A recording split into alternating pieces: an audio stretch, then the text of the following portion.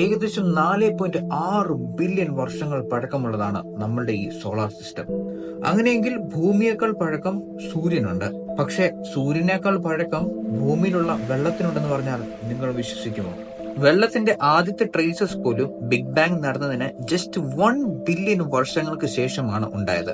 നമ്മളിപ്പോൾ ചിന്തിക്കുന്നത് ഒരു സോളാർ സിസ്റ്റം പുതിയതായി ഉണ്ടാകുന്ന സമയത്ത് ഹൈഡ്രജൻ ആൻഡ് ഓക്സിജൻ വാതകങ്ങൾ രണ്ടായിരുന്നില്ലേ എന്നായിരിക്കും. പക്ഷെ പുതിയ പഠനങ്ങൾ അനുസരിച്ച് ഭൂമിയിലെ പകുതിയോളം വെള്ളം സൂര്യൻ ഉണ്ടാകുന്നതിന് മുമ്പുണ്ടായവയാണ്. കോസ്മിക് ക്ലൗഡുകളിൽ നിന്നും ഐസ് കഷ്ണങ്ങളായി വർഷങ്ങൾക്ക് മുൻപ് ഭൂമിയിൽ പതിച്ചതാണ് വെള്ളം എന്നും ചില പഠനങ്ങൾ പറയുന്നുണ്ട്. നമ്മൾ ഒരു കുപ്പി വെള്ളം എടുത്താൽ അതിലെ ചില ഹൈഡ്രജൻ ആറ്റംസ് ഡ്യൂട്ടേരിയം എന്നു പേരുള്ള സ്പെഷ്യൽ ഐസോടോപ്പാണ്. ഈ സ്പെഷ്യൽ ഐസോടോപ്പുകൾ ബിഗ് ബാങ് ഉണ്ടായതിനു ശേഷം 1000 സെക്കൻഡ്സ് കഴിഞ്ഞപ്പോൾ തന്നെ ഉണ്ടായവയാണെന്ന് പറയപ്പെടുന്നു. ഇനി നിങ്ങൾ വെള്ളം കുടിക്കുമ്പോൾ ഓർക്കുക, ബിഗ് ബാങ് ഉണ്ടായ സമയത്തുണ്ടായ